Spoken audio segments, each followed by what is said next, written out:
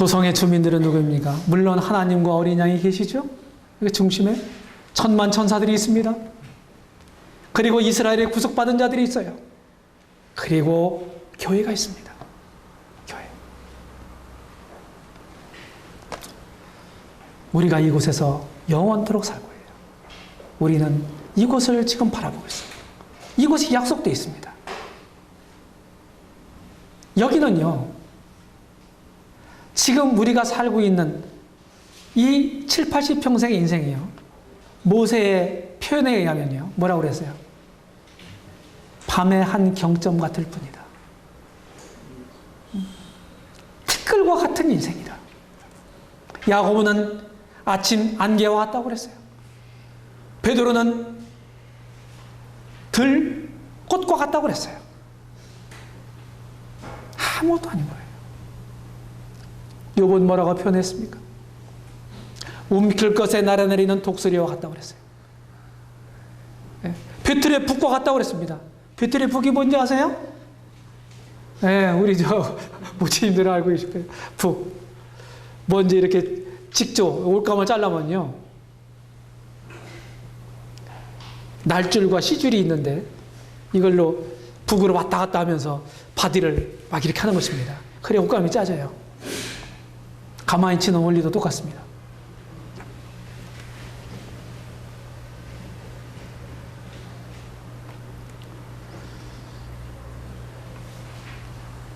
도성의 생활은 어떻습니까? 하나님의 햇빛 안에서 거룩한 행함을 갖게 될 것입니다. 지금도요, 우리가 지금 공통 분모가 있죠. 여기에 모이 계신 형제자매님들의 공통 분모가 있죠. 그렇죠? 우리가 믿는 바 공통 분모예요. 그런데요, 같은 점도 있지만은 다른 점도 많죠.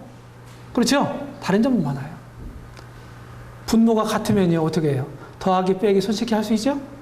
그렇죠? 네. 분모가 다르면 통분을 해야 되잖아요. 근데 하나님이요, 하나님이 다 분모로 갖게 했어요. 네. 더하기만 하면 돼. 더하기만. 단일성, 통일성 가운데 뭐가 있어요? 다양성이 존재하는 거예요. 아이, 저 자매는 왜 그냥 저렇게 하지? 그 자매는 그 자매예요. 다 개성이 있고, 뭐 습관도 있고, 다 다른 거예요. 똑같게 바라지 마세요. 천국에도요, 개개의 개성이 있어요. 다. 천국에서도. 변화가 되지만요. 근데 각자 아름다운 빛을 내는 거예요. 마치 한 악보를 가지고 연주하는 많은 오케스트라처럼. 악기는 많은데 한 악보를 보고 연주하니까 어떻게 돼요? 아름다운 하모니를 이루는 거예요. 그렇게 될 겁니다. 저와 우리 형제자매님들이 다른 빛을 낼 수도 있습니다. 그런데 그게 아름답게 조화를 이룰 거예요. 이기적인 것은 하나도 없는 것입니다. 복된 조화를 이루어요. 다양하게 그지없지만은 기이한 통일성이 지배를 합니다. 거룩하게 변화된 사람들의 완전한 교제가 있습니다. 이곳은 완전한 곳이에요. 완전한 사랑, 완전한 교제, 완전한 일치, 이런 것들이 있어요.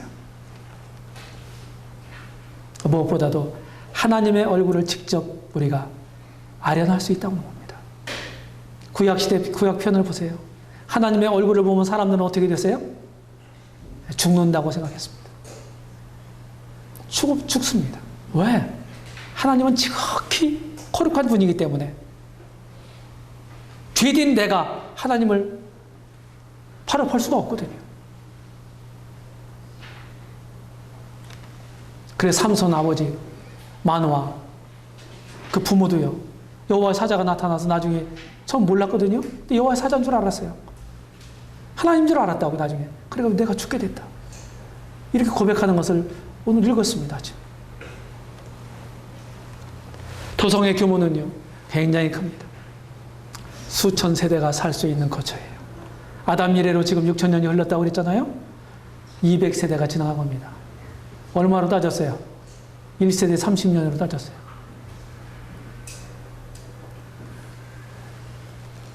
아무것도 아니에요. 현재 60억 인구가 사는 모든 공간을 합하면 약 2,500 세제곱킬로미터. 그런데 새 예루살렘은요, 부피가 110억 세제곱킬로미터. 그때는요, 땅에다 발을 대고 살 필요는 없거든요. 그렇죠? 마음대로 떠다닐 수 있어요. 새 예루살렘은 12 숫자의 도성입니다. 12기추석, 12보석, 12사도, 12문, 12천사, 12지파. 3이라는 숫자는 하나님의 수고, 4라는 숫자는 세상의 수입니다. 3 곱하기 4는 10이죠. 하나님 백성의 수예요.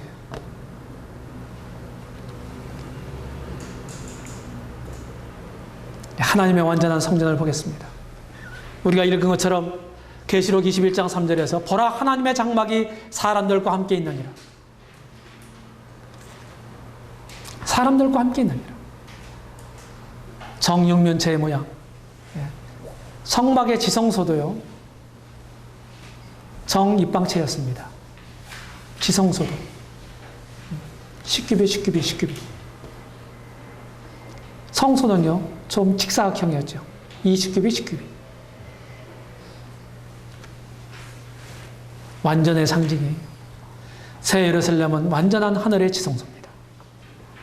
장관고가 같다고 말씀하고 있어요. 근데 성전이 부재해요. 왜요? 하나님이 그 중심에 계시기 때문이죠.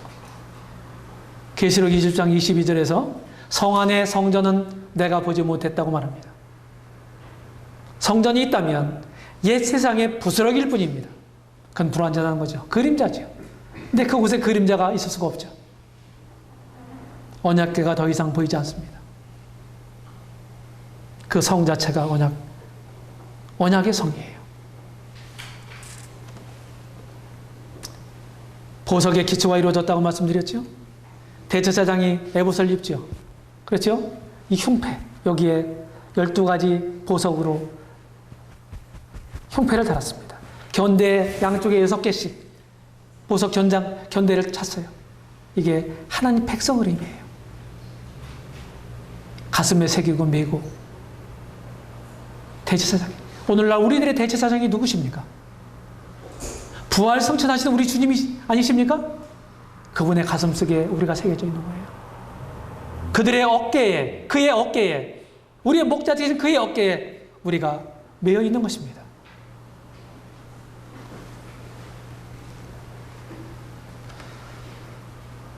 더 이상 햇빛도 필요 없어요. 자, 성막 안에는요, 안에는 지성소는 빛이 있었어요, 없었어요? 없었어요. 성소는 유일한 빛이 뭐였습니까? 등대의 빛이었습니다. 등대의 빛이었어요. 다른 빛들은 다 차단됐습니다. 새 예루살렘 도성도 다른 어떤 창조적인 빛이 필요 없어요. 하나님 빛이시기 때문입니다. 디모데 전서 6장 16절에 보면 하나님은 아무도 범접할 수 없는 빛 가운데 계신 분이십니다. 그런데 새 예루살렘 안에서 하나님의 얼굴을 우리가 봐요. 하나님의 얼굴을 봐요. 나를 사랑하신 그 아드님을 아낌없이 나를 위해서 버려주신 그 아버지, 그 하늘 아버지, 하나님을 우리가 배웠습니다.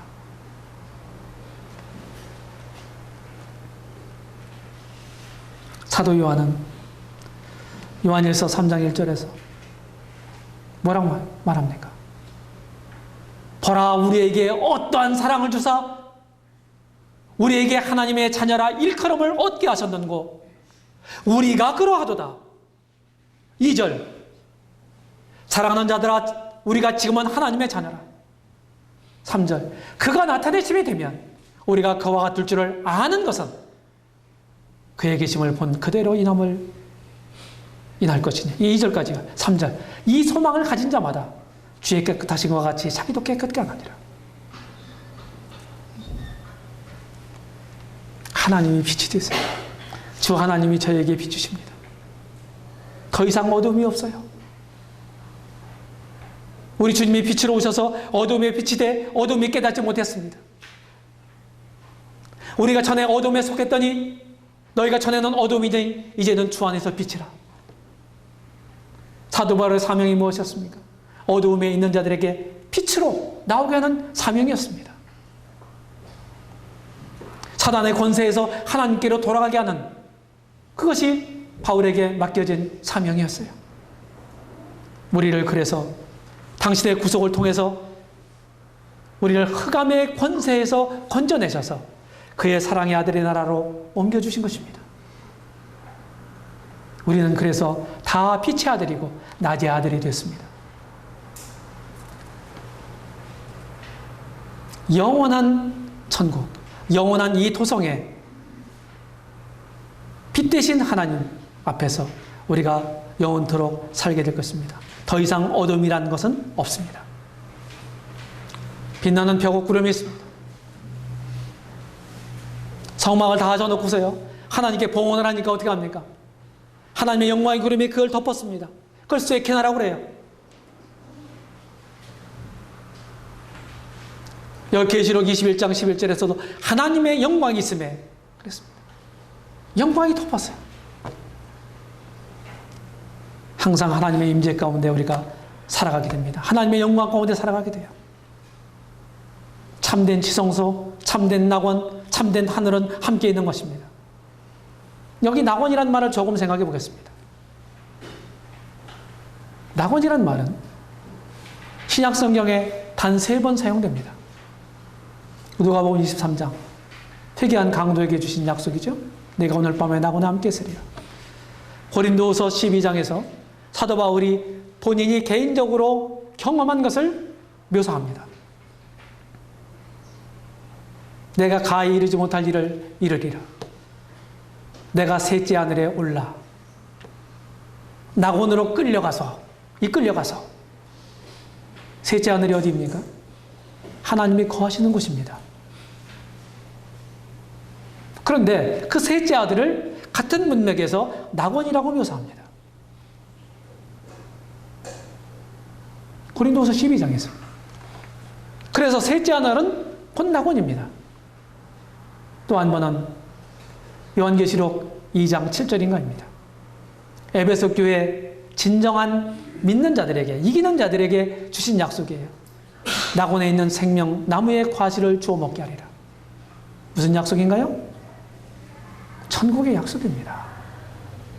거길 낙원이라고 그랬습니다. 그래서 낙원은요, 천국이에요. 셋째 하늘입니다.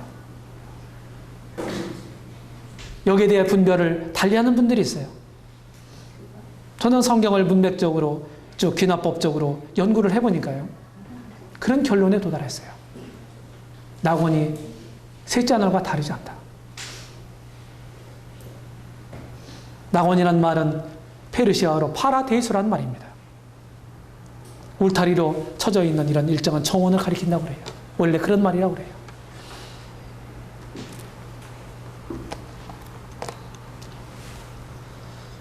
주님 안에, 그리스도 안에서 모든 것이 완전해졌고 새로워졌어요. 하나님의 이름이 영광받는 사람의 이마에 있습니다.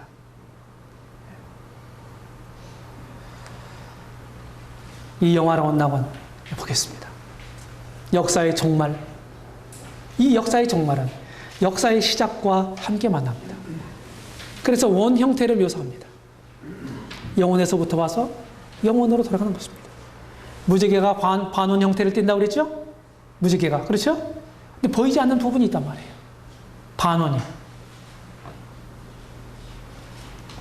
영혼에서 시작해서 영혼으로 돌아가요.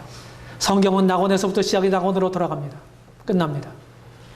그런데요, 최후가 시작보다 더 위대합니다. 어떤 분들은 그런 얘기를 해요.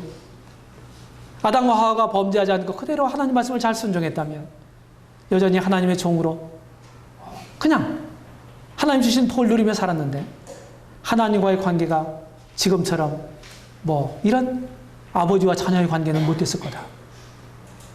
타락한 인생들에게 더 큰 은혜를 베푸셨다.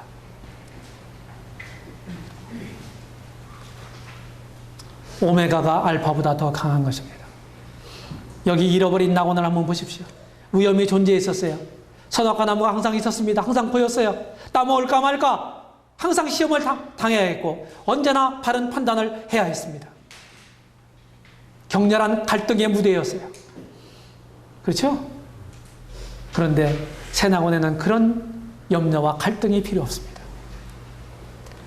사단이 잠입해 들어올 수 있는 여지가 있었어요. 근데 새 낙원은 필요가 없습니다. 하나님이 함께 하셨고 사단은 이미 영원한 지옥에 던져졌습니다. 지식의 나무가 있었죠? 그런데 새 낙원에는 그게 필요 없어요. 하나님을 직접 알 수 있기 때문입니다. 그 지식을 알게 하는 그 나무를 실과를 따먹고 우리 중에 한 사람과 같이 될 것 같다. 그래가지고 화영검을 두어서 에덴에서 쫓아내서 그걸 지키게 하셨지 않습니까?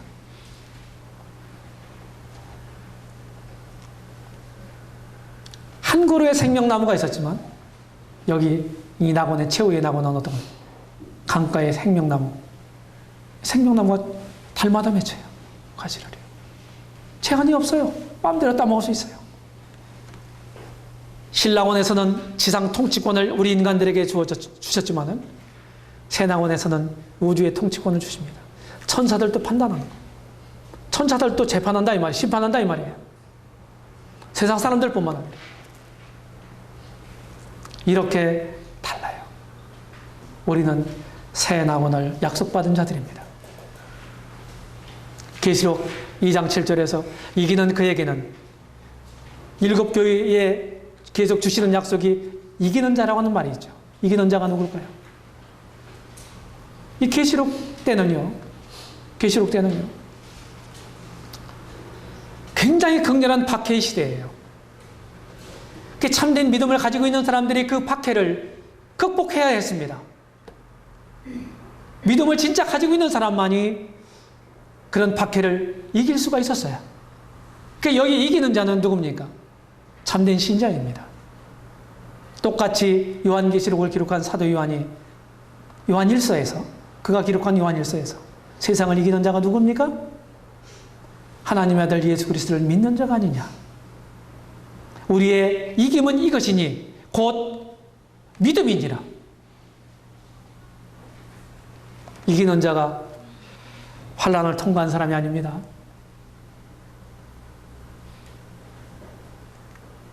참된 믿음을 가지고 어려운 여건을 극복한 사람입니다.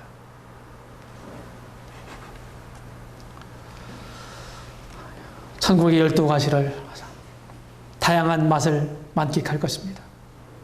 생명수 강가로 쭉 있는 12가지 실과가 달마다 맺힌다고 그랬어요. 배고파서 먹는 게 아니고 행복하기 위해서 먹어요. 아니, 즐겁게 하기 위해서, 교제를 위해서. 달마다 맺힌다고 그랬어요.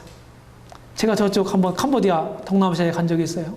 우리나라는 뭐 사계절이 뚜렷해가지고서 뭐 여름 과일이 있고 가을 과일이 있잖아요. 1년에 딱 한 번만 맺히지 않습니까? 근데 나무가 있는데요, 막 계속 층층마다 막 달리더라고요. 거기 선교사 여기 물어봤어요. 저게 언제 달립니까? 1년 내내 달립니다. 그러더라고요. 그 이거 생각했어요. 1년 내내 달린다고.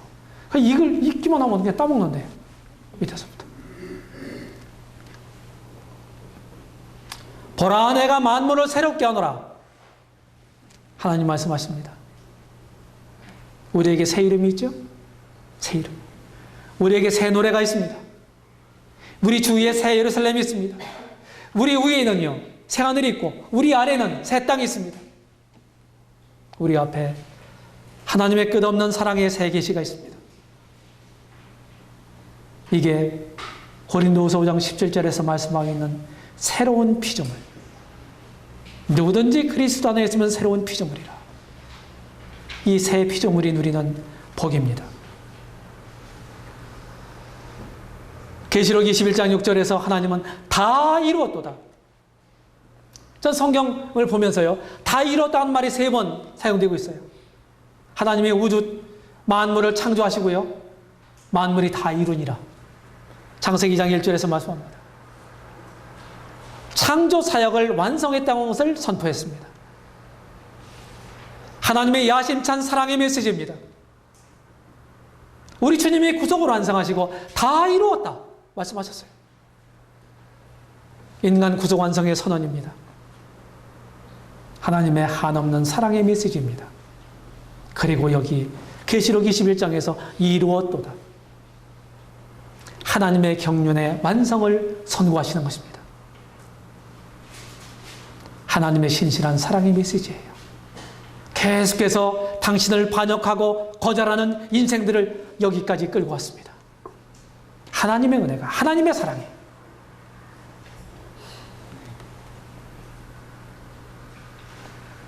계시록 22장 3절에서 하나님과 그 어린 양의 보좌가 그 가운데 있으리라. 천국의 주인공은 우리 주님이세요. 예수 그리스도의 신부가 누구예요? 교회입니다. 교회는 이 시대에 거듭난 자들로 구성됩니다.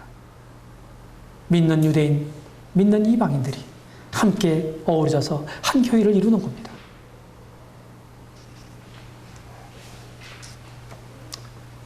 D.L. 무디는 이렇게 얘기를 했어요.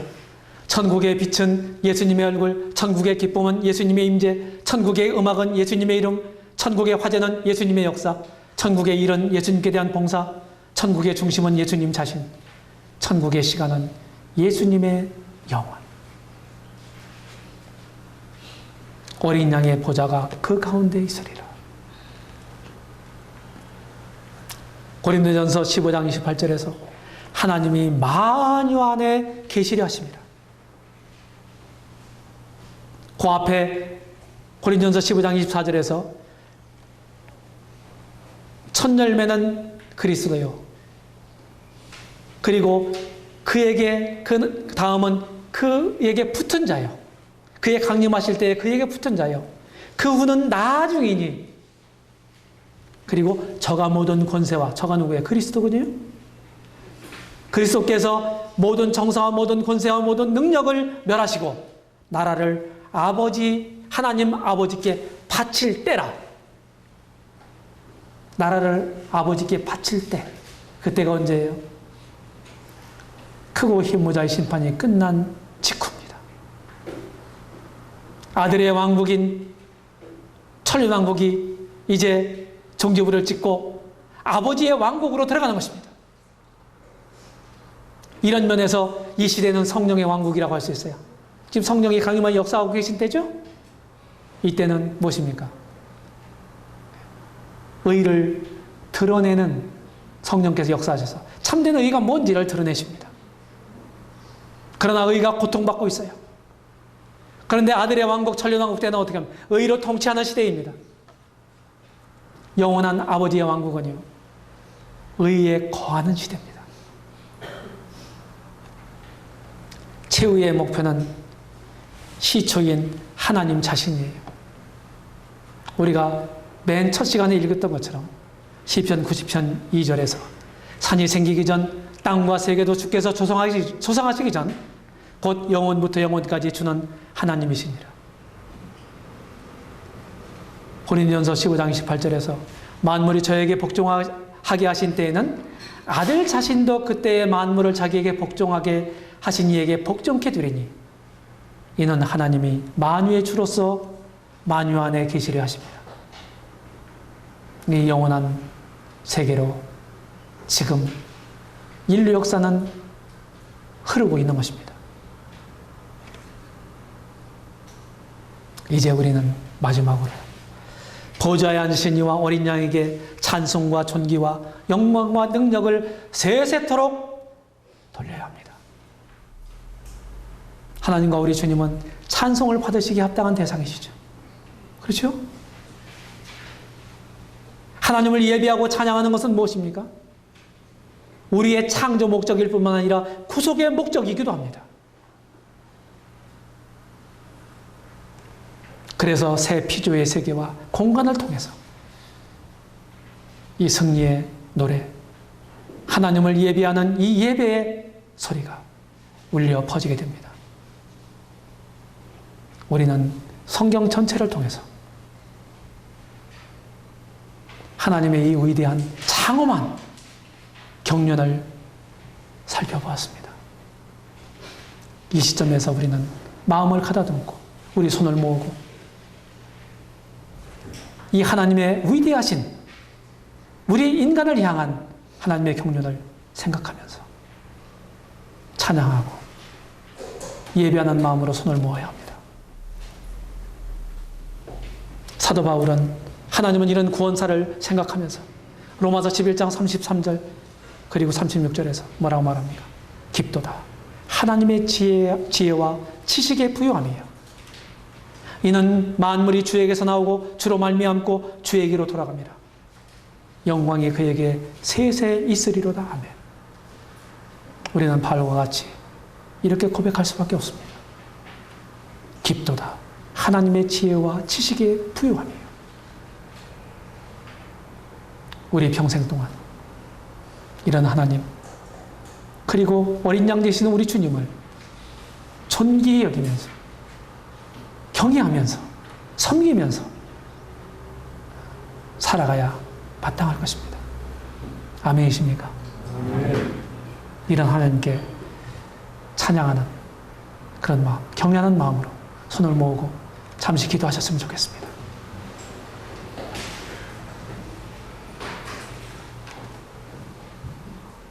아버지 하나님 감사합니다.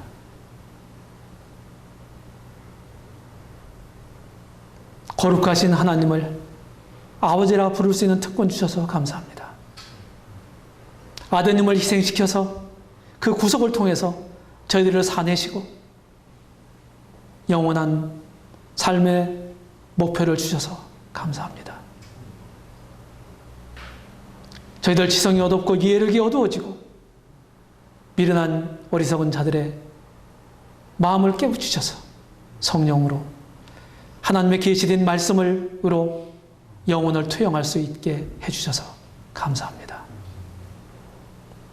이 장엄하고 위대한 하나님의 경륜을 신구약 성경을 통해서 사랑하는 우리 형제자매들과 함께 나누게 해주셔서 감사합니다. 이 마지막 이 시간에 저희들은 경이로운 눈으로 아버지 하나님을 바라봅니다. 찬양합니다. 예배합니다. 저들 생애 가운데서 영원토록 영광과 존귀를 받으시옵소서. 우리 주 예수 그리스도의 이름으로 기도하옵나이다. 아멘.